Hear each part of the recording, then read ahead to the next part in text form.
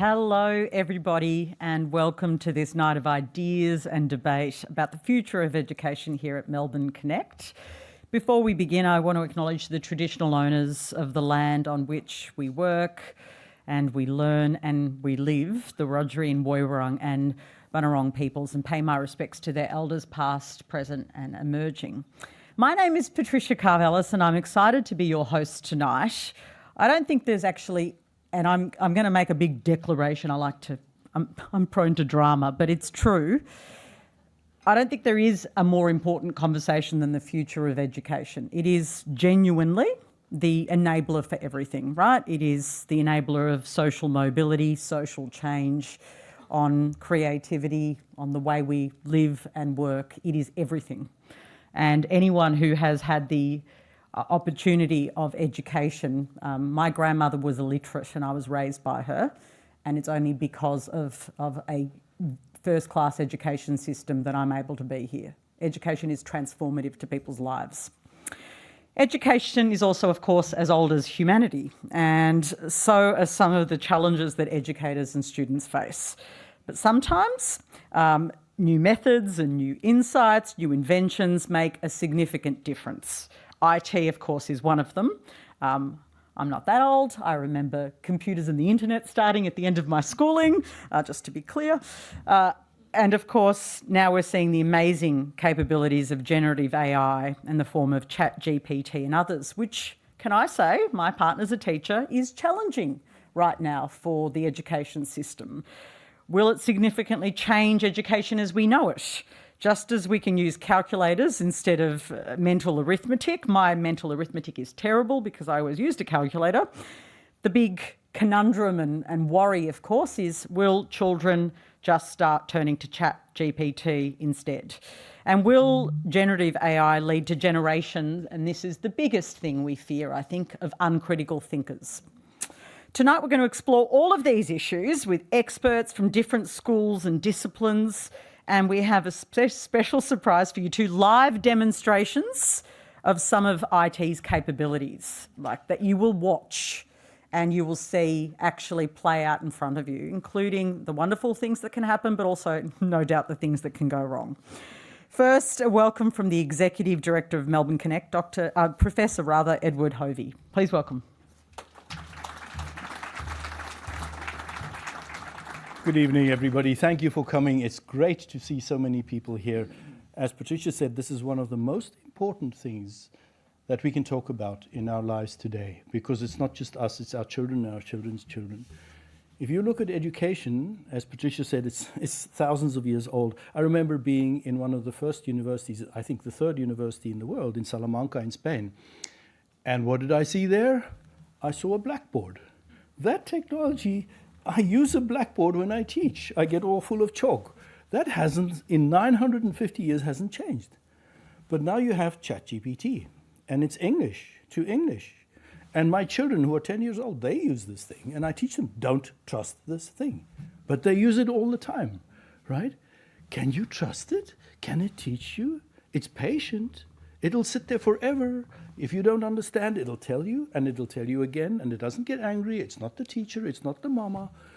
What are you going to do when this thing comes to your children and your grandchildren, and how are you going to incorporate this into your life? Should you incorporate this into your life? It's a really big, interesting problem.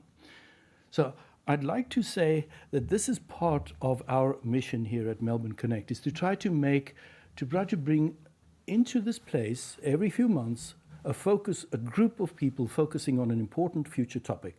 This is our fourth or fifth future of. We've had one on the future of cities, the future of entertainment, the future of brain health. We're thinking about new ones on the future of money. Will there be money?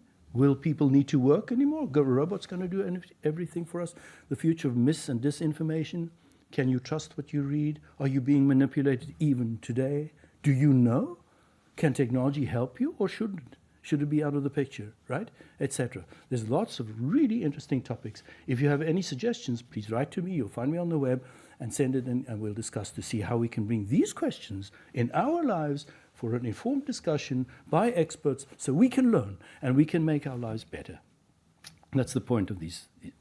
So now to introduce the evening, to start the evening, I'd like to introduce the Dean of the School of Education, Professor Jim Waterston, who is almost a friend, I hope to say. He's a very wonderful person to talk to.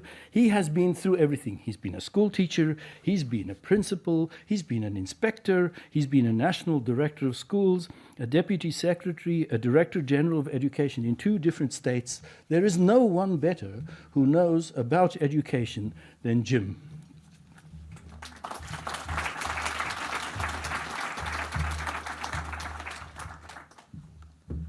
Thank you, Ed, for that great introduction. My 2 kids could not stop laughing that I was going to come here tonight and talk about AI. So let me live up to those standards that you provided. Can I start by acknowledging the traditional owners of the land upon which we meet tonight, the Wurundjeri people of the Kulin Nation, and acknowledge your elders past, present and emerging.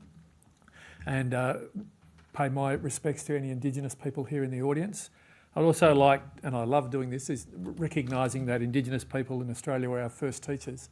And as a Dean of the Faculty of Education, I live hoping that we can emulate the work that they've done over 60,000 years. So I've got 10 minutes. I talk a lot and I'll probably take a long time. I did look up ChatGPT for a speech to give tonight, but it didn't quite work with my theme, so I've sort of gone my own way. So Ed asked me to take 10 minutes to talk about some of the issues and bring some themes into this so that I'm not answering the themes, but looking at what we might be able to focus on during the evening and come up with something that maybe we can use as we leave this environment. So the themes that I thought would be really useful based on the information I'm aware of tonight is really to rethink the purpose of education. I heard Patricia say that education is as old as humanity. It is, except humanity has changed more than education has. And I ran into a student that I first taught in Leonora in Western Australia, in a very remote community, all Indigenous school, and I met him about 4 years ago at this university, 41 years later, and I talked to him, one of the people that was in that classroom when I was teaching, poor people, but and he told me that back in his school, in his town, nothing has changed. In fact, it may have got worse.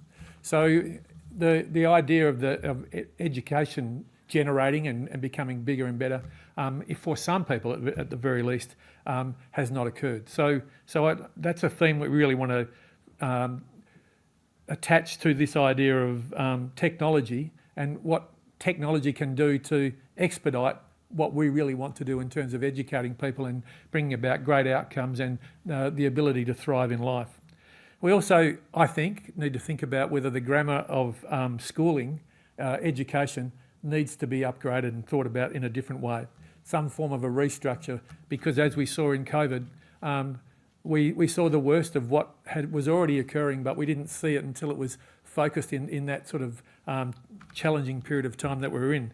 And so what was really clear from a lot of work that we've done with the national central government about what happened in COVID, we know now that well before COVID, but certainly during that period of time, children, students of all ages are telling us that they're lacking agency. They don't get to choose part of the way that they work, and we have a very dense curriculum provided by the Australian curriculum, which doesn't leave time for people to be able to focus on things that they love and want to do. So I spend a lot of time in schools and have been there this week and most weeks of this year. And people are working hard. It's really difficult. We're challenged by not having enough teachers. It doesn't pay enough. Lots of challenges in terms of how we generate great activity. But what I still see is students sitting in rows, sitting in classrooms, focusing on the curriculum, working from 8:45 to 3:15, Monday to Friday, and being assessed by invigilated exams. And I think we can do a lot better than that. So let me just move forward in terms of managing the slides. Did anyone tell you that I'm 65 and about to retire? Here we go. There we go. So AI or machines being able to do some of the work for us has been around since the 1930s. And I'm not going to go through all this because I don't have enough time to talk to every slide. So I have now been in education for 45 years. As I said, I've worked in all kinds of different places. And what I've seen was that we never really pushed on from that TV screen. Television didn't become mainstream in any classes that I was in. The focus on videos after that, iPads that were provided, laptops, smartphones, online interaction, it's still not prominent in some of those public schools in particular that I am aware of and worked with. And so there's something about technology which we haven't really acquired, I suppose. And the issue for me was also during COVID, we did some work in every state, and we came up with the idea that 25% of all teachers who wanted to run online learning during that period of time couldn't do it. And that doesn't account then also for the numbers of families that couldn't connect at the other end. And so for all of our work and for all of the funding that's been invested in technology, we still aren't at the level where we can manage to do things in a new and engaging way for young people. So we've got a long way to travel. So let me just move a little bit further on and just talk a little bit about how the education sector is reacting to new tech. We're not reacting as well as I would have thought. And so in terms of thinking about AI, this university, but certainly opening up a bit more since then, rightly so, is worried about plagiarism. It's worried about the things that could go wrong. So we're kind of worried about the technology taking over and we won't be able to see if it's theirs or someone else's. There's also the element that in schools we're really worried about iPhones. The whole of the world's knowledge on a little phone, and New South Wales and South Australia have now banned completely. Most other states have done the same thing. So they've banned those devices in school. But what's happening outside of school? As soon as they get home at 3:45 or whatever time that is, until they go back to school, they're talking to people. They're living a life that they're not living in schools. And so that idea that it's just about acquiring information or being mean to your friends, it isn't. People identify with religion that's on those iPhones, access to other individuals, sharing knowledge, displaying emotions, talking about their mental health issues, finding partners. There's lots of Tinder and things going on, building communities. So what we're not aware of is that this phone is a parallel life to what some of us who aren't using those phones are doing. And so we, rather than banning these things, should be teaching young people how to use them and talking about the dangers and really focusing on making sure that we can show the positive aspects of how this can engage you in your learning and how it can give you some agency. The bit that I was talking about at the beginning where you can identify things that you can learn from, and you can learn anytime, anywhere, with anyone. And we can do that outside of school. We don't need to be there at 8:45 and leaving at 3:15 to be learning. And I don't know if you're aware, but the home tuition that's occurred since COVID has, in most states, increased by 100% or 200%. People are now feeling like they've got the capacity to manage their own kids from home. And for many of them, and there are some that I'm aware of that are at this university, at the University of Melbourne, it's worked incredibly well. They've been able to create curricula that comes from all over the world that gives you opportunities to speak to people that you wouldn't otherwise speak to in the schools. And I'm not saying this is not happening in schools. There are plenty of schools which are forging ahead, but in the mainstream, that's not happening. So let me talk a little bit about, someone tell me when to stop, Ed, but some of the opportunities for AI, and there's a lot there, and I don't want to go through them all, but this idea of personalised learning is something that we've grappled with now for the last couple of decades. It would be fantastic if every young person in a school or in a university could have their learning personalised. I don't think we really know what that looks like. I don't think we really know that whether it's possible even in a class of 15 or 20 or 25 students to be able to personalise it in a way that we can attend to the needs of each individual. There is some hope with AI. There is some opportunity to be able to talk about some of the issues and ask AI how you could work with that. And we're certainly aware within our faculty of schools that have shown us how they've built brilliant units of work by working with AI to take the known knowledge and to correct or work with those aspects for a much shorter period of time. And one of the reasons why we need to do that with AI is because we are losing teachers faster than we can get them. And some of the great schools here in Victoria tell me that people that have been teaching with them for 20 years have left because they're literate, they're numerate, they know how to structure things, and other companies and different organisations want them, and they're leaving because they can get paid more. So we've certainly got to use AI to be able to enhance teachers to be able to manage their workload and focus on the things that are really important. There's other things there, content creation and adaptive learning, but I want to move on to the challenges in AI really. Again, just moving a little bit faster to really think about what some of the things are that we really need to take care of to make sure that an AI is a really immersive and focused experience. So I'm told by people who are much more sort of connected to AI than I am that AI gives you the answer, but it doesn't always tell you how they got the answer. And so if we think about Vygotsky's sort of impact on proximal zone of development, I'm told by a lot of educators that it's very hard for that to occur at the moment in ChatGPT or anything that's AI because people want to be stimulated by the turnaround that ChatGPT can provide you, and so providing each person with their zone of proximal development is a challenge for that at the moment. It will get better, and it's possible. But certainly thinking about other aspects of like data ethics and how we use that and whether it's appropriate and those things, and certainly assessment at the moment, which is really an issue in terms of being able to assess people based on the work they've done or work that they've been able to harness from somewhere else.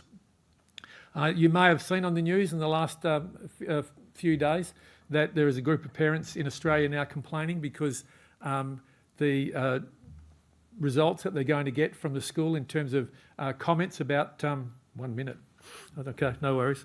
The results that the students are getting are going to be done in some schools by AI, and so the comments that are made are going to be generic comments from AI that are suited. Now that's a great thing. I think if the data that you collect on individual students, whether it's in higher education or schools, can be used in a way that can provide a very specific comment about the progress that they're making, and then I think it's a good thing. But already parents are resisting the fact that this might be a machine talking back to them.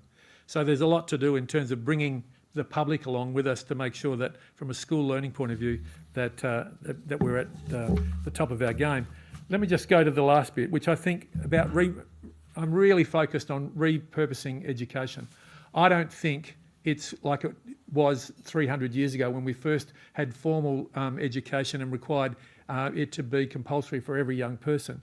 It was about getting a job. It was just about getting a job. And for people like me, I got a job and I've stayed in the same profession for 45 years. So it's been great. It's linear, and I didn't sort of get disrupted in any way along that path. But we need to know more about what young people want to do and how they can transact their life going forward if a lot of professions are going to be based on pulling things off the net and using AI. So I'm not going to go through them all, but a great colleague of mine, Sandra Milligan, is working on talking about competencies that are going to be essential for people going forward. You know, lots of people estimate there's going to be 12 different changes in jobs, or 16, or however many you want to guess. But it is going to be challenging for every young person or older person to be adaptive and to be flexible and to be able to focus on making sure that you're going to be able to earn money, you'll thrive, you'll be healthy, you'll have great mental health, and it's a range of different needs that we all have that need to be part of that school and education focus. So some of those ones on there about creativity and originality and about leadership and social influence, but most of all it's about critical thinking. We are now in this era where people will tell you that Neil Armstrong didn't walk on the moon. And so how are we going to know if that happened? And how are people going to be able to make the assessment? And where will they find the facts? And are they facts? So I'll leave you with it, and my time is up. As you can appreciate, I talk a lot, and I'm very passionate about education, but I'm really passionate about education because I think we're holding it back. We're not pushing it as fast as we need to. We're not engaging every young person, those with disabilities and those with neurodiverse issues, all of them, everyone. We're all different, and we do need to focus. And so I think this conversation needs to radiate wider after tonight so that people are really focused on making sure that we get the best for our young people going forward. So thank you very much, and I wish you well.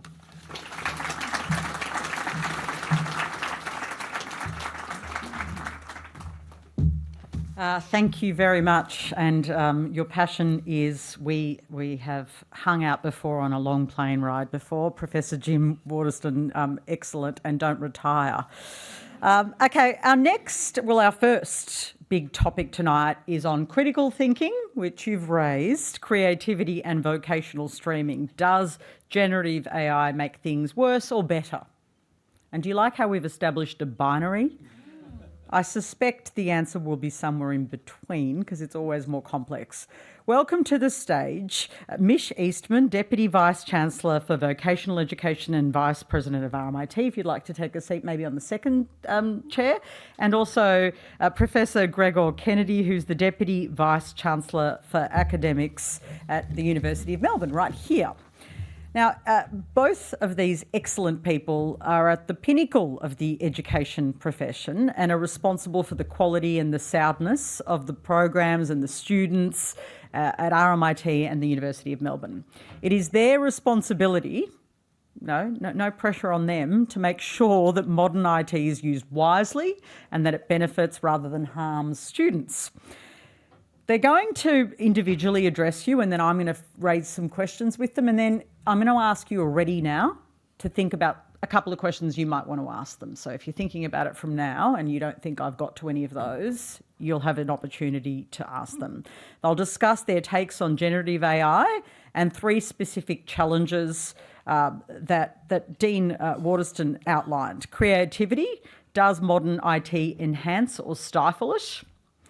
Critical thinking: is it stifled, or can we actually open up opportunities in critical thinking? And also vocational streaming: is it necessary or is it no longer needed?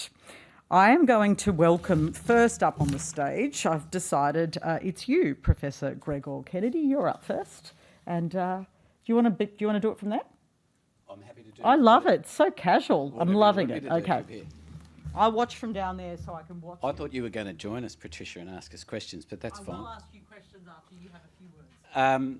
So, welcome everyone, and thank you, Jim, and thank you, Ed, for inviting us.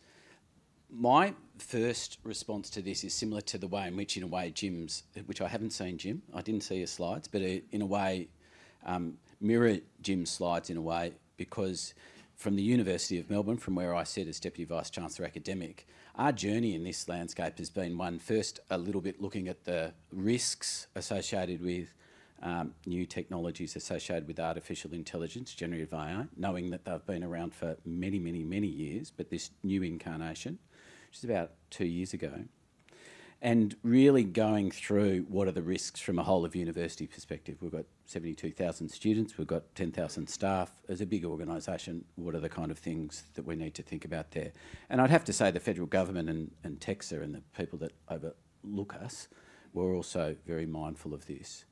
So that was about the first 12 months. And then, consistent again with what Jim was saying and pushing us forward, what are the opportunities here? What are the kind of things? And we turned attention to that really at the start of this year. I remember going to the leadership conference of the university and explicitly having this conversation with the leadership of the university to say, if we're thinking about educating our students for a future, what are the things that we need to start thinking about incorporation of generative AI into teaching and learning practice? So what happens in the classroom, what happens in the lecture halls, how do we build it and incorporate it into curriculum? The second bit, which I do separate out somewhat artificially, is what are we thinking about it in terms of assessment, which we can return to should you wish. And then particularly, and again consistent with Jim's comments, what are the things that we need to think about in terms of professional practice in the future? Because if we're educating students for a future in 5 years' time in our university, where they're going to be a lawyer or they're going to be somebody in marketing or someone in finance or a surgeon, what are the kind of things that we think about professional practice in the future that we need to start thinking about in curriculum now to prepare them for that future? Now, they're very challenging questions for a large organisation, but that risk versus opportunity equation is one that is really across my desk most days of the week when it comes to generative AI. Great observations, thank you. I guess my opening remarks would be, when we think about the skills that our community needs now and into the future, it's not for particular age groups or particular demographics. And at RMIT, we took a more adventurous approach around how could we push the edge and quickly create a sense of curiosity and enablement around AI, knowing the risks around the public access to information and really starting to inform ourselves that once you put something in ChatGPT, for example, and want a response, that information is then not yours. You haven't kept that anymore. That's out in the great community. So we created a tool within RMIT, which we've called VEL. I don't know why it's called VEL. Who knows? Someone's sister, probably. And that has built, and it's accessible for staff and students. It's then built a controlled environment that enables us to start getting familiar and building our confidence. So my expertise area is in vocational education, which is about skills and the application of those skills in the world of work. And our learners undertake that through competency-based learning and assessment and the integration of knowledge and skills into work or work-like situations. But the other ingredient is that they build confidence with that.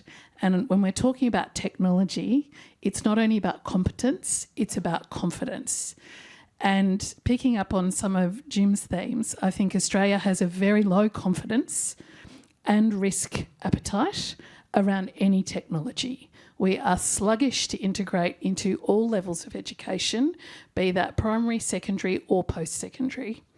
We are risk averse. Not only have we taken iPhones out of the secondary school environment, which is so peculiar, we're now having a national conversation about banning teenagers from using technology that can be life-saving for them when they're in they're 13 to, I think we're proposing 16 years old. The jobs that we prepare people for already in a global situation have technology integrated into them. If we want to support our communities for social cohesion, for jobs for the future that aren't disappearing jobs because all the robots are doing them, it's augmenting and taking the best out of humanity. It is about linking, and I'm glad you put those World Economic Forum skills up there. They've been pretty similar for the last 15 years, and it's actually about human capability. So whether we're preparing a technician to work after a diploma of engineering or an enrolled nurse after a diploma of nursing, they all need the integration of technology, capability, skills, and thinking about how to use that in a way that is able to have safe discovery and then ethical application. Excellent. Well, I'm going to come up on stage because you're both so relaxed, not using the lectern, which I'm loving. Okay, I've got some questions. You ready? We're ready. Right. So you can't, essentially both of you have said, and I think this is accepted certainly in this room, you're not going to ban AI. No one's doing that. Well, some people would like to. Some would like to. Some would like to, but the horse is bolted on that anyway, right? The school system started to, but I think they're still, but the higher education, post-secondary didn't. No. Okay, so I want to go to how to manage it then. And you've already foreshadowed this idea of how to manage the cheating. Now, this is a huge issue, so we have to talk about it. And it is occurring, and some of the software that's been created to find it isn't kind of up to scratch. How do you deal with that wicked problem? Yeah, I mean, it is a wicked problem, and the short answer for me is a multifaceted approach, and not to be sort of managerial about it, but there's like 6 or 7 things that you need to do, again, in a big community of learners and teachers. So things like professional development of staff and students. There's really strong guidelines about what you were saying, Mish, about when it's appropriate to put stuff into an open tool that just goes out live on the web or not. Building a culture of academic integrity around your learning environments, having really explicit things in front of students in each subject, having technology-based tools that help and support and detect. All of these things are important. But really what I think where we are at the moment, going back to a little bit what Mish was saying and also that risk-opportunity equation, I think we have moved beyond that, let's just ban it. Not too many people in the assessment, in the sort of individual class, what am I doing in maths, what am I doing in history, not banning it, but also recognising that if I set a 2,500 word essay from the start of a semester and I ask for it at week 11, then the chances of somebody, there is a possibility that students will use a tool to create that essay. We also want to avoid that end of it, which leaves us in this really interesting middle ground, which we're grappling with at the moment, which is the idea of appropriate use. It's sort of like a weasel word. What's appropriate use? And that's where we are at the moment. Now, we could talk about that, but that's where people in institutions of education are trying to grapple with. Yeah, that's right. How to use it as a tool. And not the answer. So where are we at with that? Where are you at RMIT Well, with that? certainly there's a really interesting, I think, greater mega question about the purpose of assessment. Is it about information recall, or is it about the application of theory and practice? And we're an applied university across all areas, so we're having a very deep and constructive exploration around what is authentic assessment. How do you do that? I welcome the challenge around the fact that we still require our VCE students to complete written exams over 2 to 3 hours as some kind of formulative demonstration of their worth, when they've not had to use handwriting skills effectively, not for that period of time. It's crazy. It is crazy. But this is the system that we, as a society, so when I say some people want to ban it, it's not necessarily based in research, based in data, based in evidence. It's based in social phenomena that if we're scared of something, we have to hold on to an old way of doing it. So I think the solution around, and there is absolutely evidence about false papers, false research, false assessments being generated not from ethical sources or from individuals. But if you have a comparative relationship with your students, or you have technology built in around your learning management system that shows you the stats of how many times Mish went into that learning management system, how long she spent in it, does that then correlate with the assessment I'm seeing? Or she spent 5 seconds in that learning management system, but I've got like a PhD level essay coming to me, then it's about using all the technology, not just one source. And really, I think, honing in on the human skills around it and what does demonstration of that look like at scale. Okay, another part of our conversation has to be the creativity element. There have been some studies that have shown that generative AI can stunt creativity, and I think that is clearly worrying. What's your thoughts on that? So when I was sent the questions, I put them in Vel to see what Vel told me. Of course, and? It said generative AI can enhance creativity when used as a start point.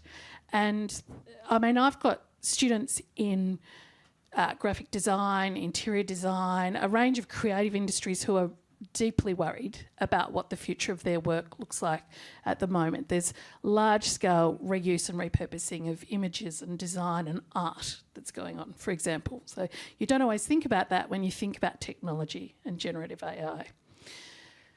But what it can do when it's used well, and when we teach our young people from school to use it well, is then use it as a start point or indeed, it can bring together lots of different thoughts when you are trying to innovate, or if you're trying to solve a problem that is wicked or large scale and you put in information. So rather than just the executive top table, you can generate and spark off different ideas that you might never have had before. Because creativity is broad in solving for many problems. What do you think? I think there's a metaphysical question about whether a sort of agent, a technology-based tool can be creative in the way in which we've thought about creativity in the past. I think we crossed the Rubicon, and I know that the Dean of the Faculty of Fine Art and Music is in the room, where there was a photographic prize that was won very early on, which was generated by AI. Because ultimately AI is derivative entirely of the creativity that humans have already created. And That's what it does. Indeed, it is completely. And Ed would educate us on this very quickly in 3 minutes. So in fact, the AI is plagiarising us. Indeed, but is the AI creative? Is that creativity in the classic sense of the way in which we think about creativity? And that's where we start to get a bit many of us start to get a bit jumpy. And why do we get jumpy? Because we think it's a part of the human condition. Correct. And that's why it's a sort of metaphysical kind of question about where we think that exists. Can it exist independent of us as individuals in a collective that is generated on the basis of an algorithm in a machine? Well, the prize for photography in Europe says yes. I don't know. We can talk about that in question and answer. I think that and Mish says it well. I mean, it gets back again to the appropriate use, and for a long time when Google started, and my research on this ages ago was about whether or not you're sort of cheating or you're sometimes fudging because you're getting a list of resources when you put something into Google. Now there's a dialogue between you and the machine, and in time we will think about generative AI in the same terms, in the way in which we're producing something that is quintessentially human, but we're using the generative AI actor as part of a network that is supporting that process. It's still ultimately us. It's still supporting us in thinking it, and I might bounce off a couple of other things. I might look at a couple of movies. I might see a couple of adverts and create an artefact which is supported by that, which is to a certain extent what you're saying. I think the question is more difficult, particularly with our design students, where their over-reliance on it, where the artefact is the artwork, the design is sort of more created by the machine than me, and that's where we get back to this. What's the grey area there? What's the balance there? And we have to accept that there is a grey. That's part of it, isn't it, Mish? Life is full of grey. Yes, correct. Patricia. Well, that's why when we established it as a binary question, that's actually part of the problem, isn't it? That we're thinking of it as a binary. That's the great challenge, is that we want absolutes around many things. And the human condition requires us to learn and relearn and adopt and adapt. And, you were talking about the introduction of the PC or the one great big large computer, and now we've all got that in our phones. So the ubiquitous sort of acceleration of that pace of change is what's on our doorstep at the moment, and it is about, rather than denying it or being afraid of it, thinking about the moments that we can use aspects of it, and it can make things more accessible. It's probably another question you're about to. Well, I want to go to critical thinking first, because I think critical thinking is the thing that, worries me the most. At least I don't know if it's everyone. The others, I find the critical thinking skills what we most need to be working on in education. Do you two think we need to grapple with this question, and how can we use AI and still be critical thinkers in education? Yeah, so I think that it is a fundamental question, and when we're talking about the written task, I take your point about written assessments, and we've got a very high percent of now digital exams in this university which don't rely on written assessment. They're going to the laptop. But the idea of writing, I think, is interesting in responding to the question about critical thinking, because often people think of the essay, the 2,500 word essay, as being able to show something, demonstrate something, maybe inauthentic, about your understanding of the French Revolution or 6 factors that contributed to kidney function or whatever it is. But there's a process-oriented aspect of writing which is about thinking. It's not about showing . And so, in the grey area of offloading to generative AI and offloading writing to generative AI, we've got to be really careful that we're not losing something in the process of doing it, which is about practicing critical thinking skills. We all know this, that you're writing something and you think, oh crap, that's not quite right. I need to redraft it. In doing that, you're doing things cognitively, which are about learning your ability to critically evaluate something. Now, if you're saying, oh, I'm just going to offload that bit, what's wrong with this sentence? Can you make that? And you're still in a dialogue with the GPT, but you're offloading some of that hard, challenging work of thinking, which you're practicing, which is about developing critical thinking skills. It's not an essay to tell me about the French Revolution. It's telling me, the assessor of that essay, how your argument and your critical thinking is working. From my perspective, I'd say if we're really focused on critical thinking, which we are, how do we co-create that experience with our students? Because historically, we use our own lived experience and mindset and legacy to solve for it. Students hate group work, yeah? Oh, God, yeah. Especially if you end up doing all the work. You can have a glass of water. You know, you're in group. I always did all the group work. I remember a slide. Of course you did. Yeah.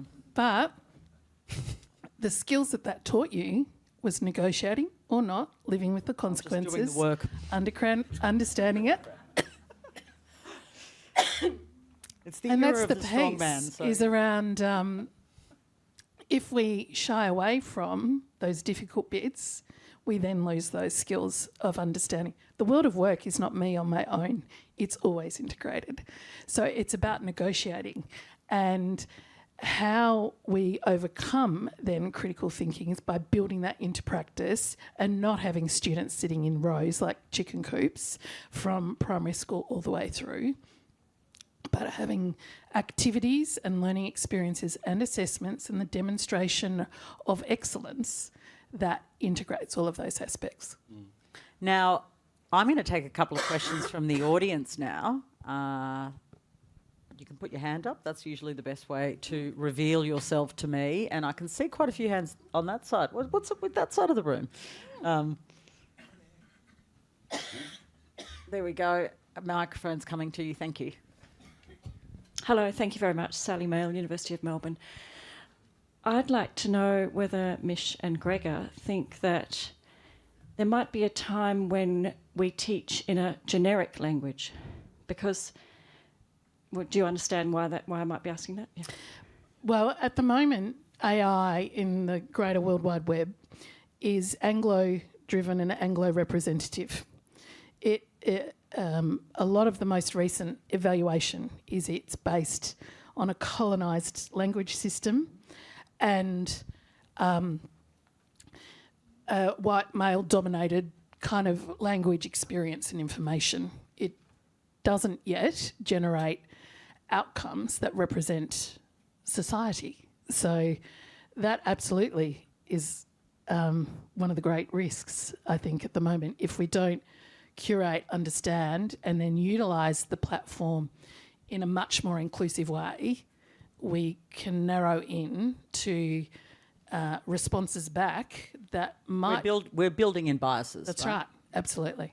And we're homogenising, you know, we in our training packages and education packages for staff and students in the university, we put in as an example the history of art.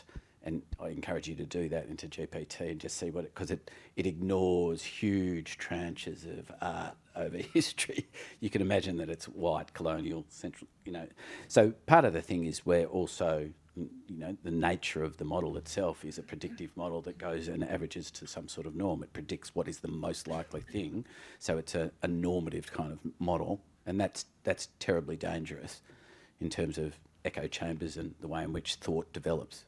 So if we're still using it, and I'd love to there's another question from over there too, if we can go still into that. Your response was actually really interesting, but I was actually thinking about students, how students are able to learn in a language, whatever language they like, even though we're teaching them in English. But is that the Babel fish idea? Yeah, exactly. Yeah. But I'll pass to the next person.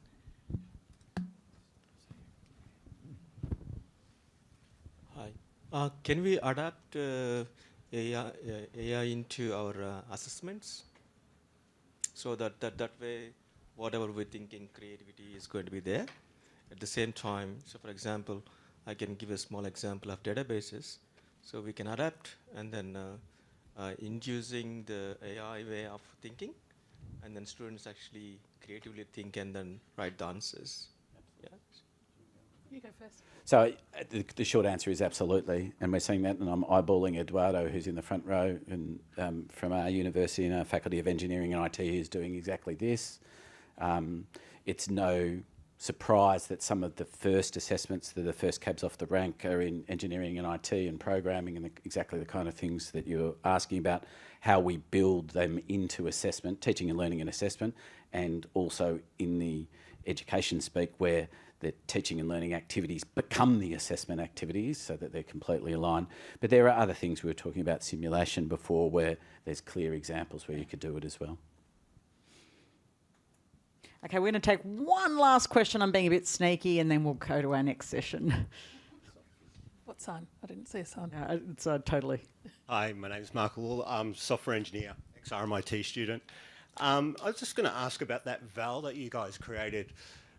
My concern with ChatGPT as a software engineer is, as you said, when you put any data into it, it goes into a private database. And that's a privacy concern even for my own work. I work with children's data in non-profits, so I can't use basically ChatGPT. Has Val been created in that way to forget like that information, and are you guys considering that as part of your plan, your strategy, so you can do assessment? You could remember people's work, so people can't copy year to year, but you can also anonymise the data so you don't have that personal data of the students passing on year to year as well. I love that question. I don't have the answer to it because I'm not a technician in that space. It is a great question, though. I do have another example. Today, one of my staff members was at a training session with the Human Rights Commissioner, who was talking about the virtues of chatbots as a reporting repository, and how that has fast-tracked staff from a range of sectors feeling much more comfortable to report because the constraint of confidentiality isn't dependent on a human. And that I thought was a really interesting provocation where routinely I would have been, and they said, you know, if the Human Rights Commissioner is talking to us about how great robots can be for certain things, including maintaining confidentiality of difficult cases that are being reported in, etc. Right. So you can trust a robot more than humans sometimes. That's what you're saying. Yeah. Well, I think I agree with that. Gregor? So we've got a similar kind of bot that is behind a firewall so that the whole system is secure for the reasons that you say. We're incredibly concerned about privacy and consent. And once the data is out, data is out. And particularly, the student owns their own data. So if you're doing something like writing an essay or putting anything in for assessment, it's actually the material is the intellectual property. The material is for the student. So the way in which the system works is a secure system which has a secure link, and then the data, I'm not a technician either, but it's designed in a way such that it relies on the large language model in the cloud in terms of training, but it does not input any data into that large language model. Excellent. Well, round of applause. What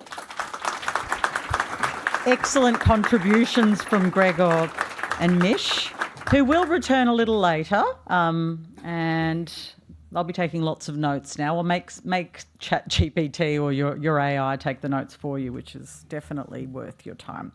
Okay, coming to the stage now, Dr. Eduardo Oliveira is from the School of Computing and Information Systems here at the University of Melbourne. And Dr. Kaylee Lyons, lead for digital health workforce development at the University of Melbourne. Didn't we promise you at the beginning of this session hands-on sessions? It's about to happen. Take it away. Thank you. So Eduardo and I, we are kind of those annoying academics, always pushing that risk versus opportunity balance. And our job is to really demonstrate that all the opportunities with AI might be worth us managing the risks. So we can't have an education session without some active learning. And I hate to say it, dare I say, a little bit of group work Don't leave the room, I promise. It'll only be 2 minutes talking to a neighbor. So I'm here to give directions for the first part of our activity, and we're really looking to take you on a journey of seeing what really is available with generative AI and how we can personalize students' learning. So we'll show that for you tonight and personalize your learning around how we can foster creativity and critical thinking.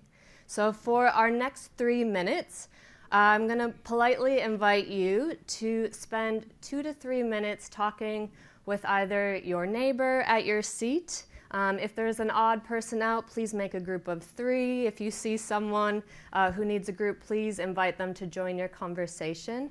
And we've got 2 goals for this activity. One, we want you to reflect on the panel, the amazing panel and the opinions that we just heard right now.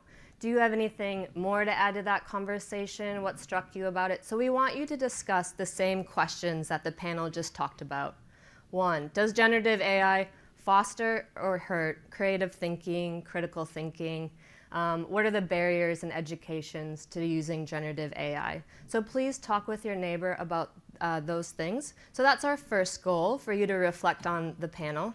Our second goal is to feed into what you'll see from Eduardo and I in session 2, which is really demonstrating the power of personalized learning.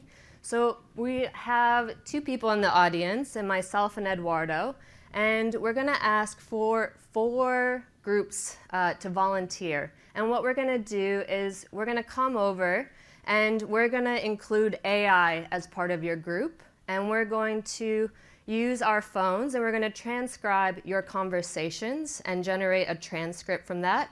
That then in about 20-25 minutes we'll come back and we'll show you what we created from those conversations to help you learn. So again, don't want to force everyone into this, but we just need 4 groups to volunteer. So if you could politely raise your hand if you're interested in helping us out. So we got 1 group there. Eduardo, do you want to take this group? Can I just say, this will be private, confidential. We're not sharing any of your data, but it's just to show you real time the potential use of AI. So we'll start with this simple exercise. We'll disappear. We're going to hide ourselves in a room. We'll do a lot of work, and we'll come back and show you what we could do. So thanks so much. And then, you got a group, Corey? And 1 more, raise the hand for myself. Yeah, that group. Great. Okay, so we're going to start the clock now. So again, just have a nice, comfortable conversation with your neighbor on reflecting from what you just heard. I'm not part of this. Thank you so much, everyone. I love the enthusiasm. We were like, will people talk to each other? Yeah, thank you so much. Thank you for the volunteers as well. We will get back, and hopefully we won't disappoint you tonight. We're going to try something for the very first time, so bear with us. We love taking risks. But just to wrap it up and bring this together, Corey, would you be able to share quickly some takeaways from what you could listen on that end of the room? Yeah, so we had some really interesting, positive, opportunity-focused conversation over on this side. We thought about how it can improve creativity, it can improve opportunities for different types of learners, but that there's really an impetus to focus on teacher development as well as giving educators opportunities to develop themselves with this technology, and that there's not really that leadership we're seeing at the university. Thanks so much. Sat. Yeah, sure. Really great discussions over on our side as well. A lot of talk about how it's a tool, it's about how we use it. It's a great sounding board for creativity. Thinking of creativity in different ways, as in it's not just an output, it can be how you approach problems, how you approach solutions as well.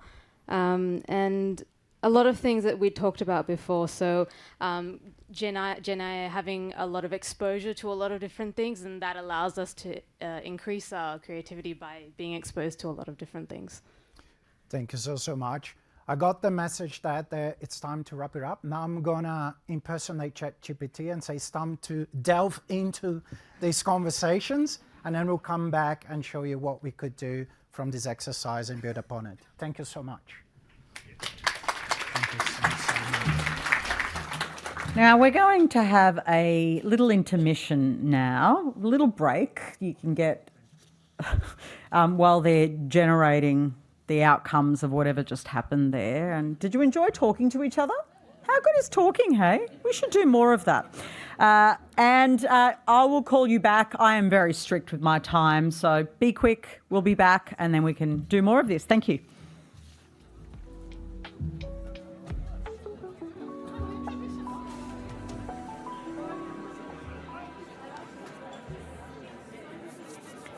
If everyone can take their seats.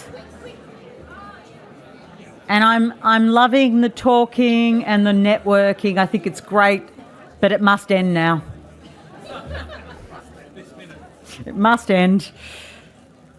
Excellent. I know it was a very stimulating conversation, can I say, because everyone's like brains have exploded without any help of AI. Well, maybe a little bit. Okay.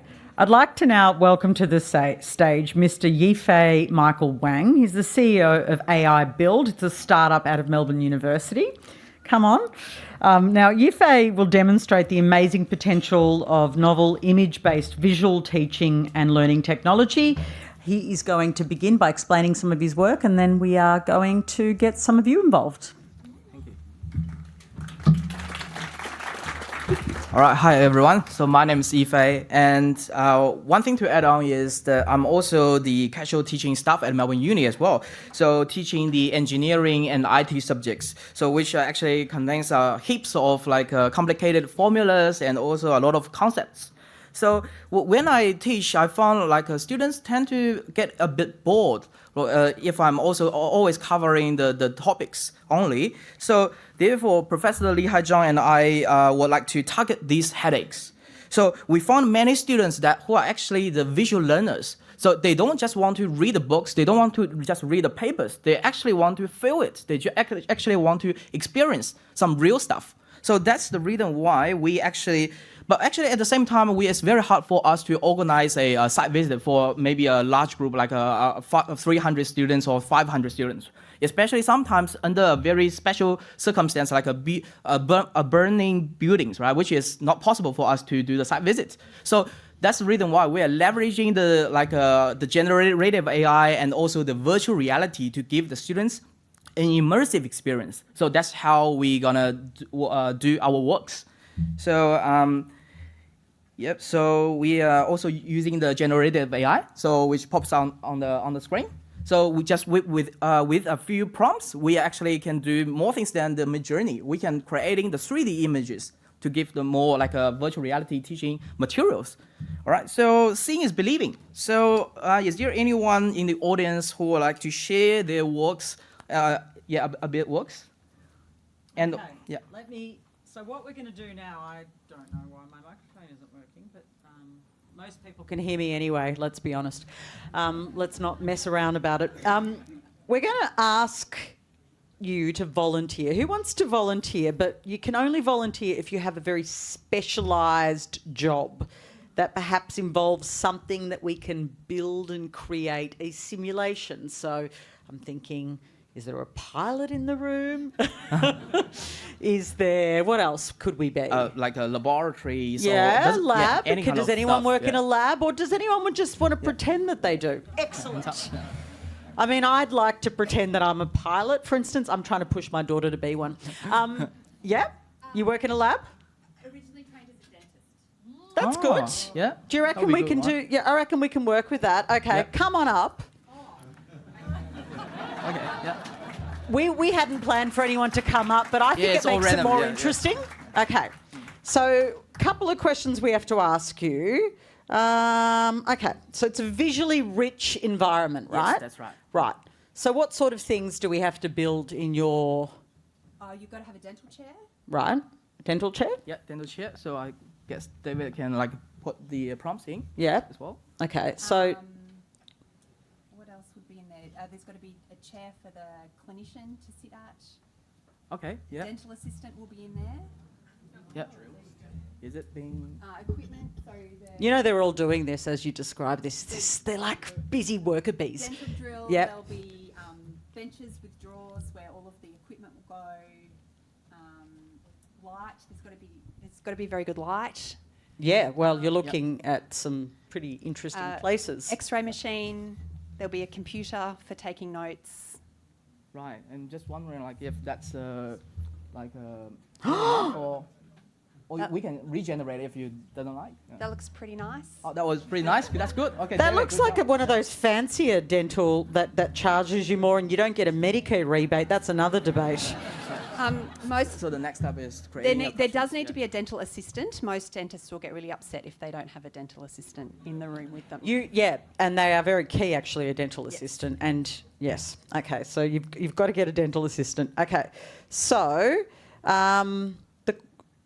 so we probably need to have questions around the environment for them to answer. So questions. So often what we struggle with, and so this is something that we're thinking about in dentistry, is how do we teach managing a medical emergency in a dental clinic? Because students don't come across that. And it's also very expensive for us to do, because to do that we need actors. We need an actor to come in and have a medical emergency. And that's actually something that's very expensive that we can't. I never knew that. Right. Yeah. So you would like a simulation? A simulation of what you do if a patient comes in and maybe a patient is having a myocardial infarction, or they might be having a stroke. Has that ever happened to you? Oh, not me personally. I don't practice anymore. I feel like I need to. Yeah, but you I'm have. not practicing, but I teach at the dental school, and we absolutely, that's a reality, and students need to learn how to manage that. And maybe people having a panic attack, maybe fainting, in the chair. Look, fainting is really common.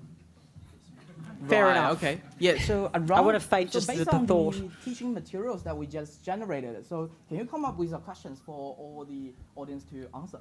For the audience yeah, to because answer? we want them to point out like what kind of stuff. Or, now I'm really stretching my limit. So it might be about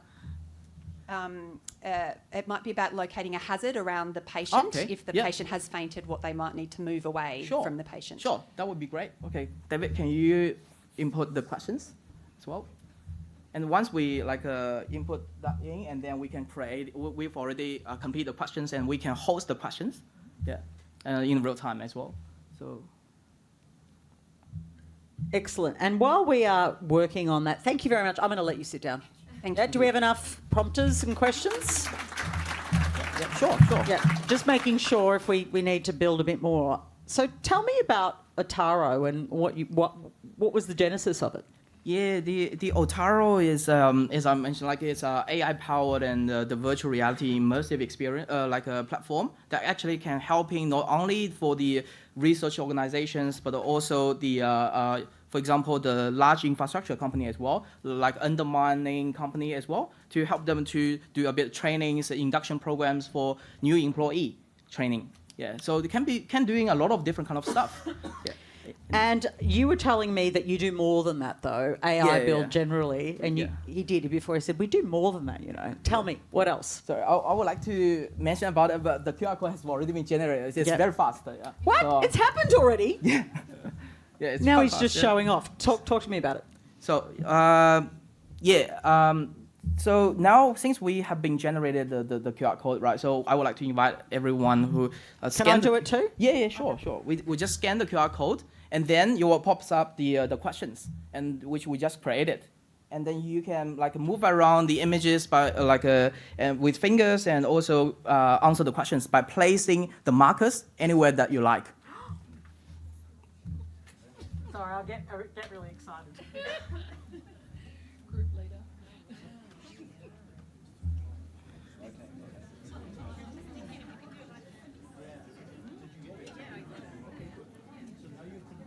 Locate a hazard that might happen.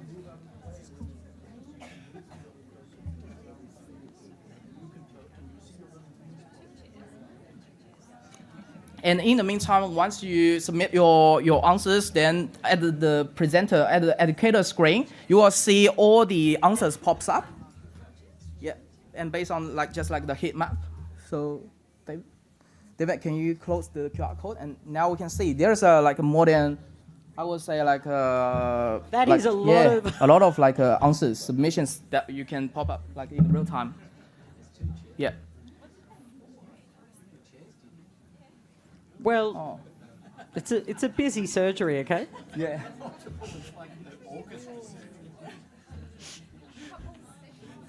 And probably we would like to... Whole family in one go. Probably we will go back to her and to let her to see if it's... Okay, now I would like to... I'm sorry, I didn't catch your name earlier, which is very rude of me. Please come back up. Yeah. So just would like to let you to tell us that whether they are on the right track or not. I guess from my perspective, I would say, in terms of what it could build in 30 seconds from a description, it's phenomenal, because you go, what would then happen if the humans were able to then go and now change a little bit of this and change a little bit of this and build something, and then build in the hazards. So I've just said, we would look for hazards if a patient was having there was a medical emergency, but actually then building them in, and that's something that I've thought it would be amazing if we could do this, and how are we going to get a grant to be able to fund this type of thing, and how am I going to justify that? Well, actually, maybe I don't need to. maybe I can actually get a group of students to do a project and actually build this thing for us, which I actually think I might do. Well, thank you. Incredible. How amazing was that, honestly? Thank you. That was quite, just the speed did my head in. I was like, oh, I might have to, we call it padding in my business. I thought I might have to, and then va-va-voom, it was done. That was incredible. Thank you for your excellent presentation. Now, do you remember a little earlier you did your group work? You were very studious, all of you. Kaylee and Eduardo are going to return now to show us what they've learned from our discussion earlier tonight. They're coming back. They're already here with their workings, and they're going to present the results. Take it away. Yes, we had a very busy 20 minutes, but also a very busy couple of weeks doing a lot of pre-work to make this happen. So we have some surprises for you that Eduardo's going to show of outputs that we generated from experts in education around how to foster creativity and critical thinking, and also your conversations that we recorded. But first, our first surprise is a video that will let do some of the talking itself.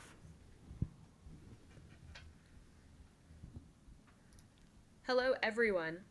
I bet you didn't expect to be talking to a digital twin of Kaylee, but here I am, her generative AI avatar. I'm not a video recording. I'm here live, created with just a 2-minute video of the real Kaylee. Now, I can speak any script with any tone, in any language. So I know Kaylee's American, and she can only speak one language, but let's just show what I can do. First, I'll try a bit of Icelandic. Jeg kan ikke tala íslensku. Now, let's switch gears to an Australian accent. How you going? No water. I'll grab a flat white instead. Pretty wild, right? This is just one example of how technology can bring our voices, ideas, and emotions to life in ways we never thought possible. Now, let me tell you about what's coming up next.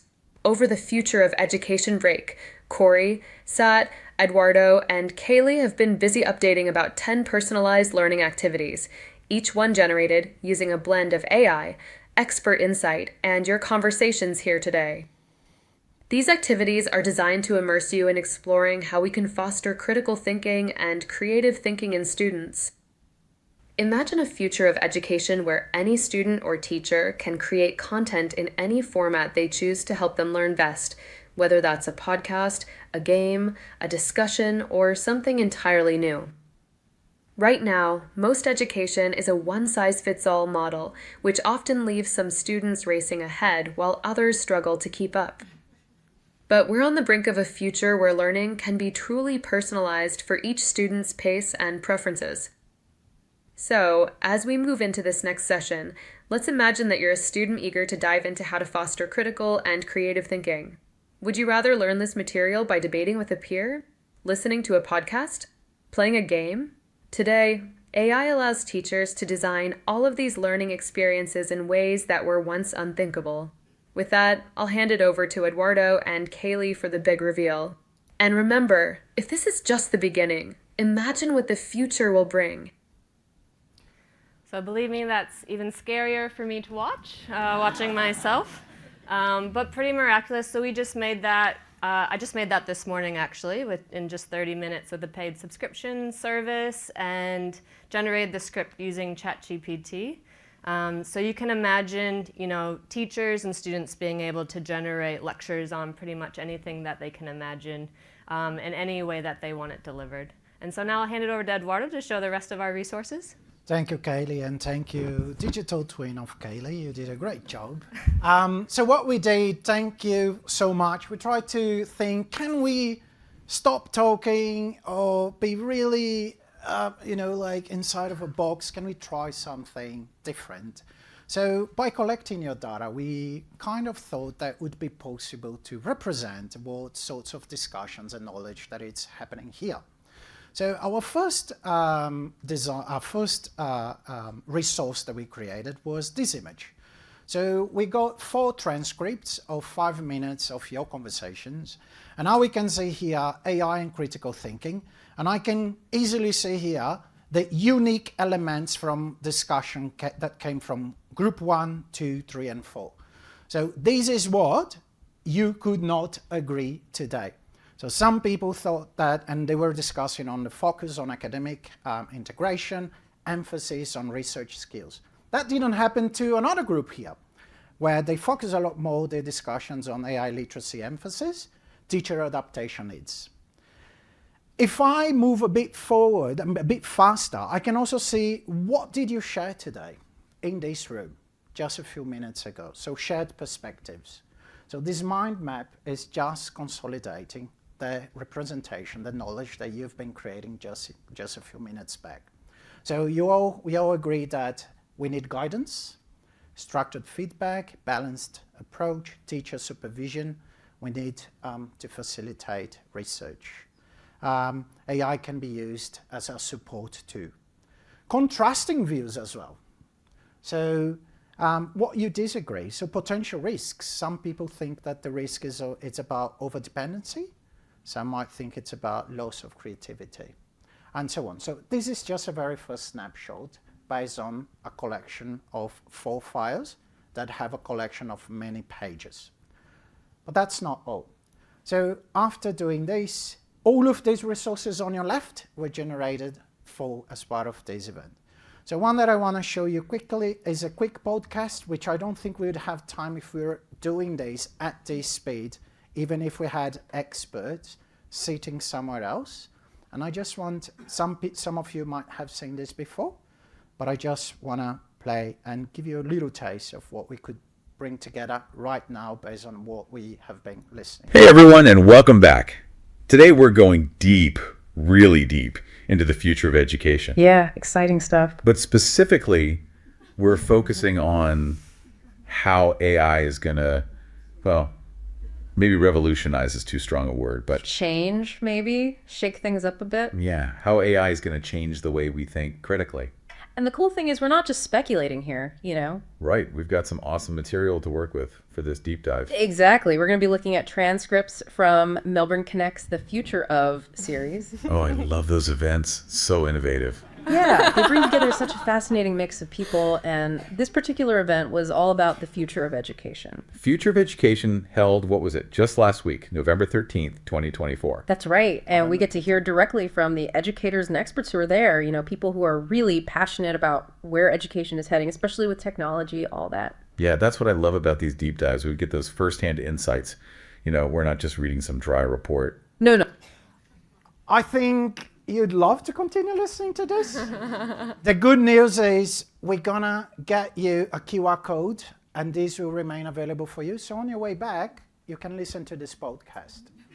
Don't worry, it will be available. But we also generated one based on the expert's view. So you can have a look at this. One is 16 minutes, another one is 30 minutes. But we're here talking about the future of education. And the future of education is now customizable, personalized. So if audio is not for you, visuals are not for you, what is it for you? An interactive game? Maybe. I don't know. For us, maybe not. But what about kids as well? So if we're talking about this, so okay, let's try and explore something different. So one of the prompts and one of the things that we did as well, considering the inputs, like how can we teach kids about AI? So without writing a line of code, we have now a space game that you can interact and that will prompt kids with questions about AI. You're using AI to help with your math homework. What's the best way? Ask AI to explain how to solve the problem. Just copy the answers from AI. And if you do it, try again. Remember, we learn better when we try to understand how to solve things. So to do that, literally, I gave it a prompt. Can we update? So up there, can you make a snake little game for me to play, including current and high score every time, blah, blah, blah. And so I didn't need to write this code. It wrote for me. And this is just by the time we disappear from here and we come back. But, oh no, I don't like that sort of interaction. Well, we have something that is more adult-based, let's say pub, trivia, quest.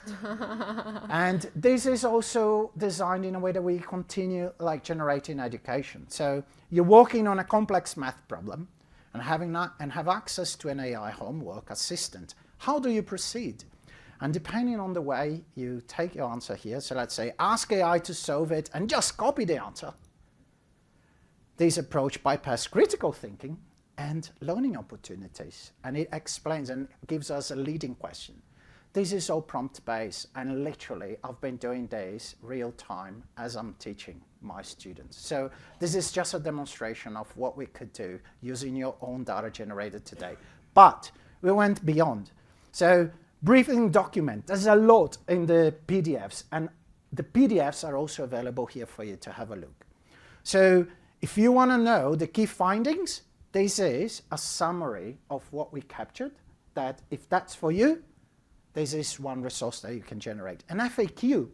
So an FAQ here on the topics that you've been discussing. So AI and critical thinking, questions and answers, and we have more. So we can have, for example, a study guide. So what sorts of things that you can use if you want to navigate this space with your students. So short answer quiz, here are examples. The answers for you, essay questions, a glossary, all of these through prompt and knowing tools. So when we think about AI, the impact AI, I would say personalization is clearly one, because we can continue to design this. And if you gave us 2 hours, we'd blow this space even more. But it's also about scalability. Now this works not only for 1, but for 1,000. And that's my reality here in this university. I often have between 400 and 600 students per semester. So when we talk about personalization, how can you do this at large scale? The other thing that is really interesting here is,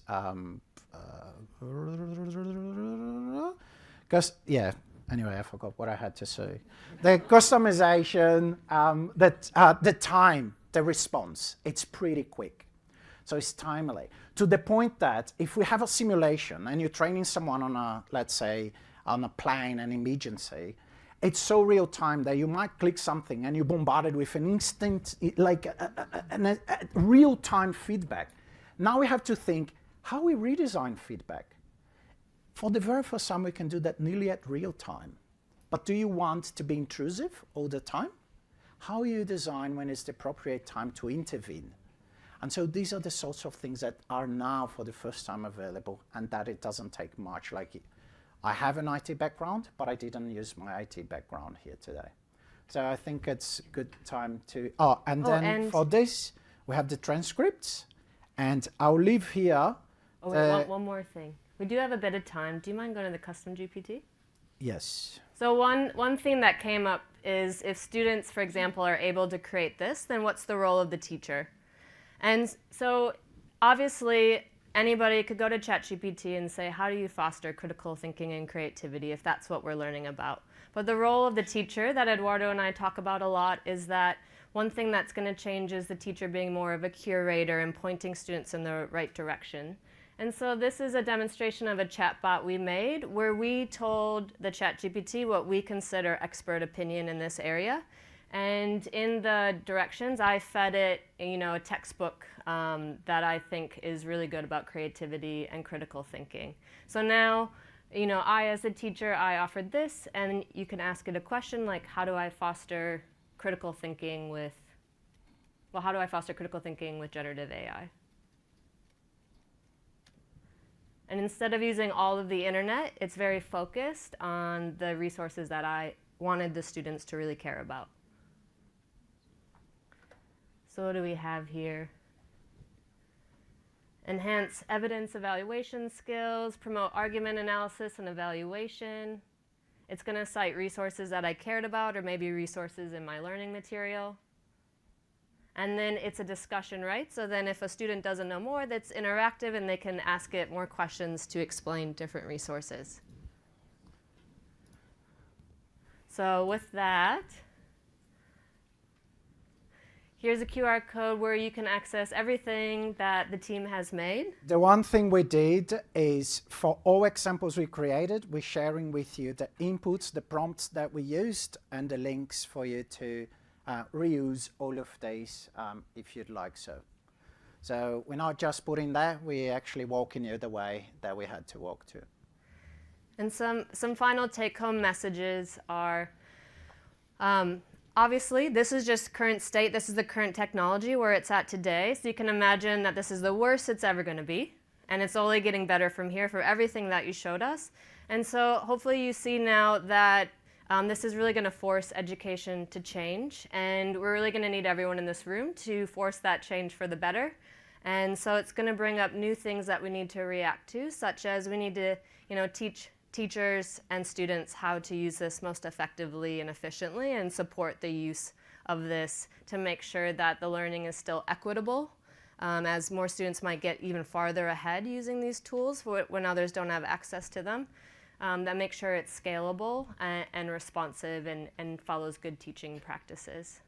Any last comments from you? I just want to thank everyone again, and yeah, this has been very refreshing from everything that we're gathering, the conversations, and I think we have a way to do things right responsibly, and so very glad that this is happening now. Thanks so much. Thank you. Thank you, Corey. Thank you, Sat. Thank you to Eduardo and Kaylee, and also to Kaylee's AI sister. Wonderful. And also, if that's as bad, it's the worst it's going to be, that really, it's exciting and also disturbing. I'd like to invite to the stage now Ms. Georgina Puzzy, who's the founder and director of EduMazing. Take a seat right at the end, if you don't mind. Professor Carlo Perotta, and who is from the University of Melbourne's Faculty of Education, and Dr. Jane Ward, previously the Director of Science, Impact and Policy at the CSIRO and the lead of the Victorian Government's policy and investment agenda for higher education. Make your way back onto the stage, full stop. Thank you. You've all got a microphone? Well, you do now. Oh, you've got yours there. That's great. All right. Now, I'm going to, if you could all kind of, I might start with you, Georgina, make some opening remarks, and then I'll come to some questions, and I'll take it in turn, starting with you, Georgina, if we can. Okay. First of all, we need to be looking at all of this in a humanised way. What I see in the use of technology, and I've been very fortunate, I was one of very few students when I was in high school many years ago where I actually got to use technology at La Trobe Uni in this big room with all sorts of, like a Tats Lotto ticket going through, and that was incredible. And so I majored in maths and ICT and the arts, by the way, and art itself, so the creativity side. And over the years, we've had the same issues with technology. And that is that we keep seeing technology as a problem, and we've seen it in the way we've talked about social media as the problem. We keep talking, now we're talking artificial intelligence is the problem. But in actual fact, technology's never been the problem. It's those that develop the technology, the humans behind it, that are the problem and the solution, and the users of the technology that are the problem and the solution. So when we talk about technology, we need to really, really change what we actually say. We need to be thinking about what we're doing. And this is why we've had so many challenges with social media, for example. How much work have we actually done in humanising the experience with our students? We haven't. And why? Because we're in a system that's high stakes and it's all about testing. We now, through generative AI and AI in general as well, have a huge opportunity here in education to start thinking as humans, to start humanising everything that we are doing and seeing AI as the potential to actually raise the bar when it comes to our human intelligence. And so for me, when I look at things like this, I get excited because I think, imagine the opportunities for our students in our classrooms. We should be re-looking at all of this and saying, we are the teachers, we are the ones that can make the difference. And so we're not going away in a hurry. We're actually needed now more than ever. And so this whole way of us learning is going to reshape education faster than anything I have ever seen before. Because now, if we are in a high-stakes system, okay, if we can stay there, that's fine. But guess what? The whole world is going to be using generative AI. And if they're using generative AI to personalise learning, which I'll talk about in a moment too, we have opportunities to do the same. And so let's look at even, I can talk about the sciences, brain science, and there's a lot of work that I've been doing in that field. And I look at primary schools, for example, where all of a sudden, you know, they're shifting to old models. I walk in and I see teachers in front of the classroom with a slide, and they've got slide after slide after slide, and students sitting in rows, and they're just responding with checking for understanding using whiteboards. And straight away, because I know how to use technology, I can see a far better way to do this, because what we're doing is we're disengaging our students and we're using part of neuroeducation, but what we're not doing is actually looking at engagement and motivation.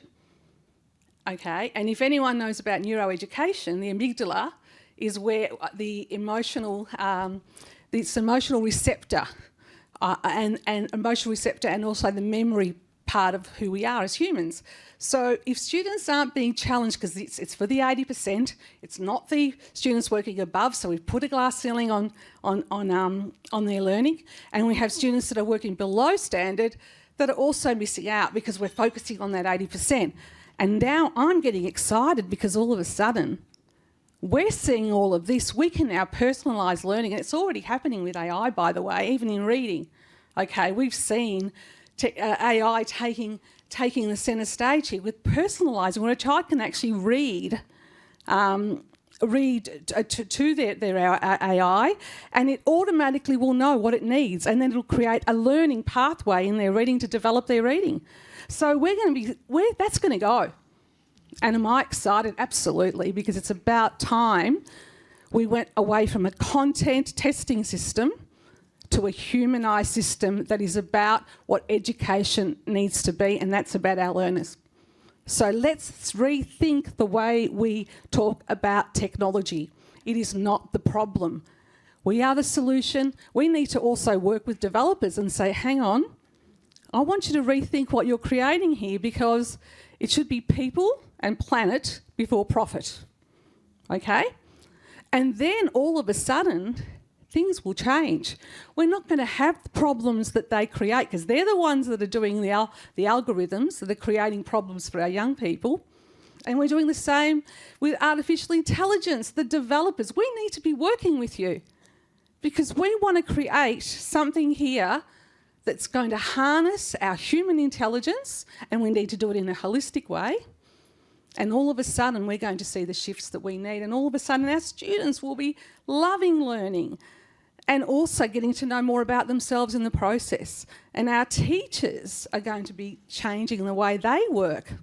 And I'm excited by that, because we've been humanised. We've been working in that human literacy space, understanding myself and using that to empower my learning and my life. And so and the lives of others too. So imagine all of a sudden being able to humanise ourselves. And then, you know, we talk about creativity. Well, you know what? That's in our hands. That's in us understanding and supporting our learners to be creative. AI can do whatever it can do, but it's us working with students that can bring that creativity out. So once again, it's a human solution, and that's why we're here. We need to redefine education, and I'm excited about where it's going. Finally, something is going to shift, and the system can do nothing about it but start to change, and I'm excited by that. Yeah, I can feel the energy and the passion, which is infectious from you, Professor Carlo Perotta. Yes. It's great to be here. Thanks. Definitely a lot of enthusiasm and energy, and I really appreciate all the visionary and really exciting things that have been, that you've shown so far. My take on it, I mean, I'm mainly a social researcher interested in educational technology. And I'm interested in the realities of artificial intelligence use, adoption. And so I would like to bring some of the research insights, I suppose, more empirical things that I've been encountering in my own work and the research that I've been engaging with. And not as a way to, how can I say, kill the joy of the day, but maybe just as a way to stimulate more discussion. We heard a lot about this idea of offloading as one of the main promises, right, of artificial intelligence. Artificial intelligence is an offloading technology. Now, there is some very interesting research on offloading, psychological research, human-computer interaction research, that shows that as we offload cognitive and communicative tasks to technology, we tend to overestimate our own abilities. And then when that technology is taken away, performance tends to get worse, deteriorates. So that's an interesting point. It's evidence, and it raises a whole bunch of educational questions. The second insight from research is that with automation, with artificial intelligence, there is a tendency for easy tasks to become easier. Because, we've seen that, right? It's anecdotal, and there is plenty of evidence that shows that. But there is also the opposite side of that, the other side of the coin, for hard tasks to become harder. And you can see why, because the harder is a task, the more contextual and cultural nuance it requires, which requires that sort of curation. Again, there was some other word that was mentioned today, that sort of moderation of the output of an artificial intelligence. And that is actually very, very hard. So the hard task becomes harder. The third insight from research, and that was something that was mentioned a few times, is this shift from production of knowledge to the evaluation of knowledge. And that's, again, an interesting shift. The educational ramification of that shift are huge, because there is some really solid evidence that evaluative judgment is profoundly related to domain expertise. So our ability to evaluate the output of an artificial intelligence system is somewhat dependent on our domain expertise and knowledge. So you can see how that cycle might get disturbed by the fact that we begin to delegate so much to an agent. And then the final sort of insight from evidence is the huge environmental footprint of artificial intelligence. The fact that it does require a lot of energy, and the tech companies are beginning to move into nuclear to fund the development of infrastructure. Again, that is something that is out there. So yeah, these are just the things I wish, I would like to contribute to the discussion, and hopefully that can stimulate more debates. Well, they are which will very be excellent Yeah. points you make, and challenging, especially hard tasks getting harder. Dr. Jane Ward, I'd love to bring you in. Thanks very much, Patricia, and thanks, colleagues. Let me just firstly declare I am not a doctor. I think Sam might be a dentist or a former dentist. Well, I've made you a doctor Thank you. now, I'll so just take it take it tonight. on. There's Thank your you PhD. for tonight. Thanks so much. Look, it's been such a fascinating evening and a really rich and wonderful discussion, so I'll just share a couple of reflections. Really. One is around the work that CSIRO is doing in responsible innovation. So that's really about developing a robust, repeatable scientific process that explores responsible prediction and social and ethical risk management, and aims to do it at the forefront of innovation to really understand the impact that technical innovation will have on people's lives and do that at the start, not at the end. Imagine if we'd thought about doing that in relation to social media and children and all the rest of it. But that because it's a scientific discipline in itself, it can be applied to all sorts of different settings. So there's a live project at the moment around working with communities in relation to offshore wind, and if you can understand the likely reaction and the social dynamics around that offshore wind project, then you can have conflict de-escalating strategies around communications and hopefully actually better realise the benefits of that technology. So I think responsible innovation is really a theme that carries through everything we've discussed tonight. The second reflection that I'd like to share is really thinking about education as a system, from early childhood all the way through primary school, secondary school, tertiary, be that vocational or higher ed, be it adult community education that aims to sort of bring people back into education and employment and sort of enable social mobility and participation in labour. So it's a system from start to finish, and I think we have a bit of an unfortunate sort of construct in terms of how we fund education that drives us to think about it as separate systems, but it's not. It's like a bathtub, and if you drop something into one end of the bathtub, it'll have a ripple across the whole bathtub. And by the way, you can't move water from one end of a bathtub to another and think that you're actually really making any change. So I think it's really important to think about all of those systemic effects, the impact of these technologies on workforces, the teaching workforce at whatever level, but also about enabling lifelong learning for individuals, so that as technology has its impact on our economy and on our lives, that we're enabling people, I think to Georgina's point, that we're enabling people to benefit from the technology and not just be threatened by it. And just in closing, again, tonight's discussion brought to mind some wise words from a colleague, Dr. Sean Gallagher, who's done quite a lot of work in the future of work.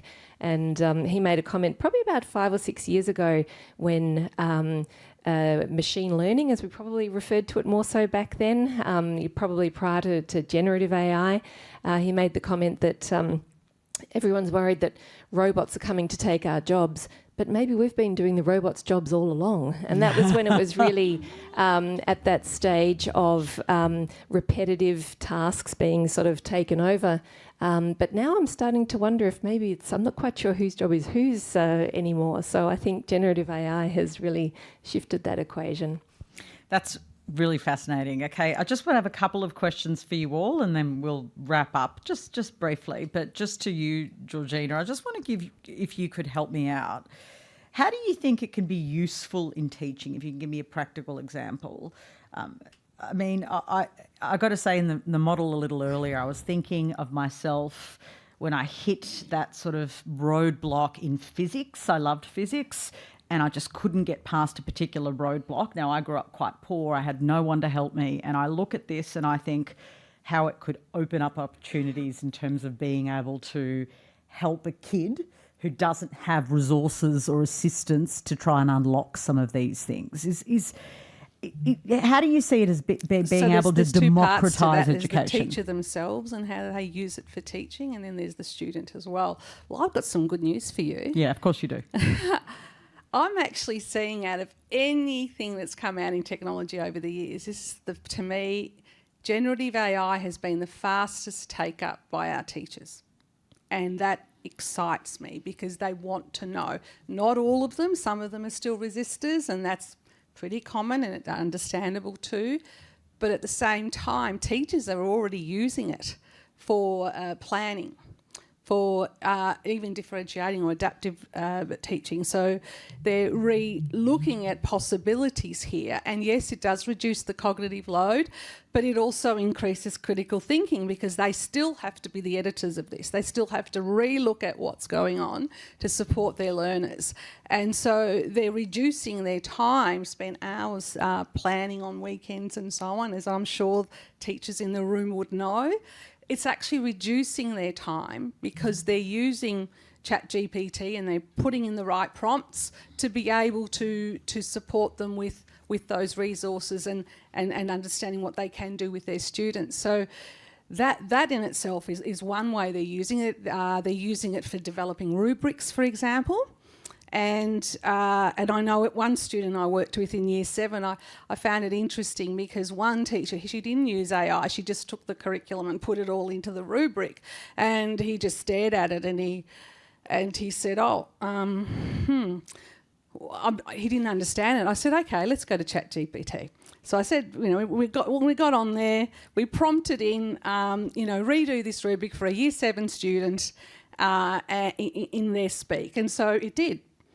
And so all of a sudden he understood, and it was like, yeah, this is great. And we actually went through it, and I made sure as a teacher, the teacher side of me, that there was a connection to that curriculum link. So there are huge opportunities here for us, and also teachers are using it for communication. So we hear about parents and how often we get emails on a Sunday afternoon. And so teachers are using it to be able to generate an effective email because it just supports them and their cognitive load, but also gives them more ideas. But we still are the editors. We still have the final say. So we can do so much with it. And so there's quite exciting things that we can be doing with it, and teachers are doing that. So I congratulate them for taking that leap of faith and having a look at what's possible. Carlo, just briefly before we end, I just want to ask you, obviously Georgina has made the point, and I don't know anyone who would contest it, that it has the potential to really revolutionise education, right? So it's a bit of a cliche, but it really is able to do that. So if it does... how do we expect it to fundamentally change education? That's a $1 million question. Well, that's why I'm asking. How is going to transform it? Well, I'm not very good at doing the sort of visionary, you do it your aspirational. But I can think of one specific aspect of education that is probably likely to change significantly over the next few years, which is this idea of, interacting. It's what's happening at the level of human-machine interaction. I believe we are at a significant moment of human-machine interaction that is fundamentally different. It's something completely new. And that's because we are dealing with systems which have communicative competence. So that raises a whole range of issues about how to use that communicative competence with the machine in order to create things, right? That was one of the things, many of the things that we talked about. So you're prompting, okay? And I truly believe that from an educational perspective, there are some very interesting design opportunities in that space to rethink how we design pedagogy with that human-machine interface in mind, thinking about prompting as a genre in its own right, okay? And we delegate, I said that before, like we can, there is a process of delegation, of offloading, but when it comes to education and pedagogy, perhaps there is also an opportunity to reintroduce the pedagogical and domain knowledge expertise into the prompting itself. So instead of, you do share some of the expertise with the machine, but in crafting a prompt, perhaps some of the pedagogical expertise, some of the knowledge expertise becomes revalorized. And that's an opportunity. At the same time, again, research, because that's who I am, shows that increasingly the industry of artificial intelligence is moving towards the incorporation of prompting in the back end so that they become invisible. Yep. So increasingly, that's where a lot of innovation and a lot of money is going into ensuring that the tweaking and the customization of agents happens behind the scenes in order to provide people with agents which have already been designed to operate in a certain way. That, for me, is a bit more problematic, but you see the tensions there. Yeah. So there are opportunities, and, I hope that was really well done. So Jane, I'm going to give you the final word, and then we are going to sum up. That brings me to regulation and the broader wicked problem of trying to deal with these problems. Yes, social media, it could have been amazing, but we've got toxic companies that have built algorithms which are making our kids sick. So these platforms could be liberating, but we've built algorithms which are making kids sick. What are we doing wrong now? I think there's been a lack of courage, if I can use that expression. I think, and maybe a little bit passive in allowing the technology to happen to us. I find, I'm not sure if I'm excited like Georgina or slightly terrified by what we've seen tonight. You can feel both things at once. Both. You did say at the start, Patricia, it's not a binary situation. So I think we really have to lean in. It's as simple as that. You've been so excellent. I'll ask you to leave the stage, and we do appreciate your excellent words and your expertise and your rich knowledge and the work that you put in. Now, Professor Eastman and Professor Kennedy are going to return. I made you a professor again, didn't I? Sorry. It's in all my notes. I've just take it to summarise their impression of tonight's. You started us off so beautifully tonight. You're going to come back and let us know what you make of it. Oh, I want you on the stage. Yeah, I want you on your comfortable chairs. Swap chairs. How about? Oh, we're on. Oh, hi. How are you? So I made some brief notes, and I guess really today's discussion is about technology and human interface. The challenge and the opportunity is around access to language, materials, learning. Front and centre in my mind is the different types of learners, age groups, styles of learning, and how that extraordinary demonstration can show the rich opportunities for learning materials that can be digested through podcasts, through visual, through relearning, through pausing because I don't understand and I want to go back around it. So that was pretty energising for me, and mind-blowing about the speed and the pace.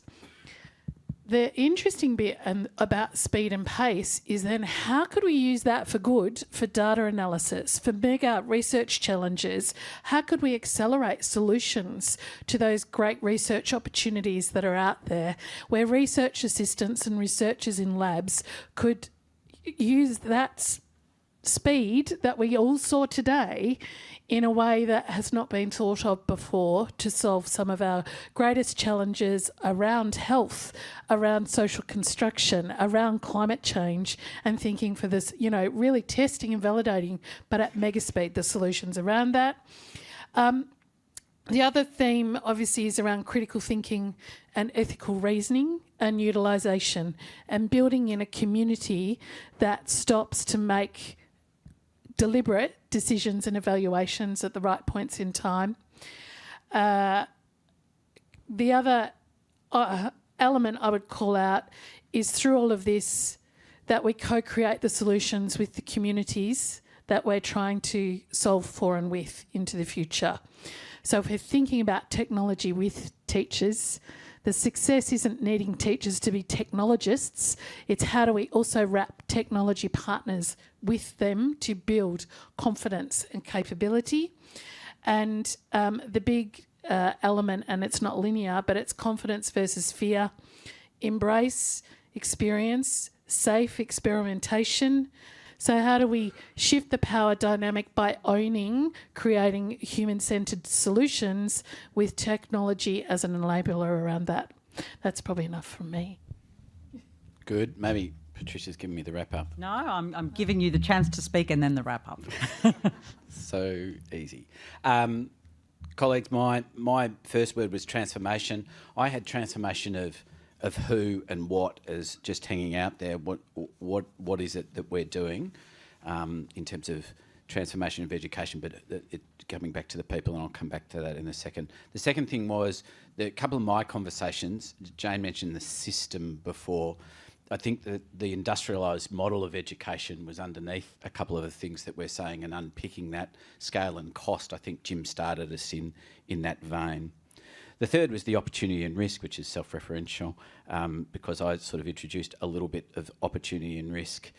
The grey area is the area to focus on. I've got two things in mind, the between opportunity and risk, but I've also got the grey area here. I can't get away from the fact that I'm a psychologist, but there's something about the mind here, came up in the last conversation.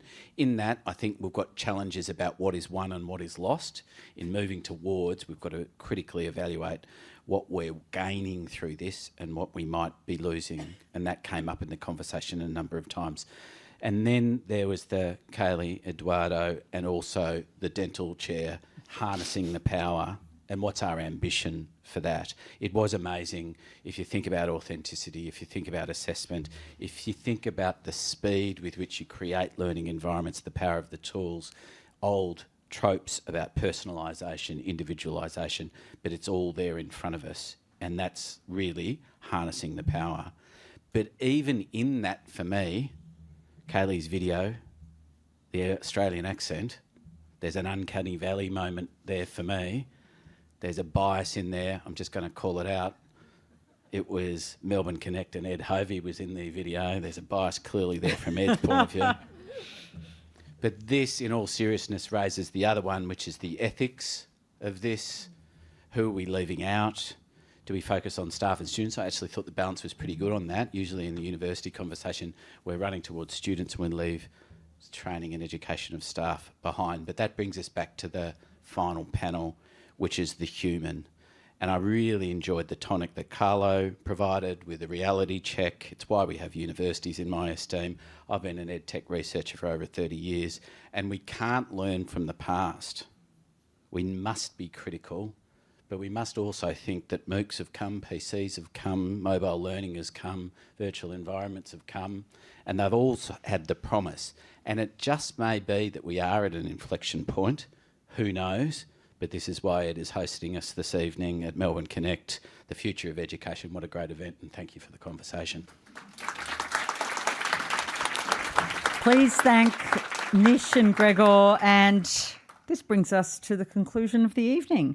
We invite you to take a photo of the QR code on screen. There it is, great. And when you feel like it, you can browse the contents of what you've seen tonight again at your leisure. And I'm actually planning to. I've got to get off stage to do that. I want to thank everyone here at Melbourne Connect, and of course Ed, who puts together, I think, the most stimulating conversations. My whole life is conversations, and there is barely one that I have that isn't amazing. But this particular curation is next level. And I do feel like I always leave feeling a bit smarter and more inspired. Come again to the next one. Thank you so much.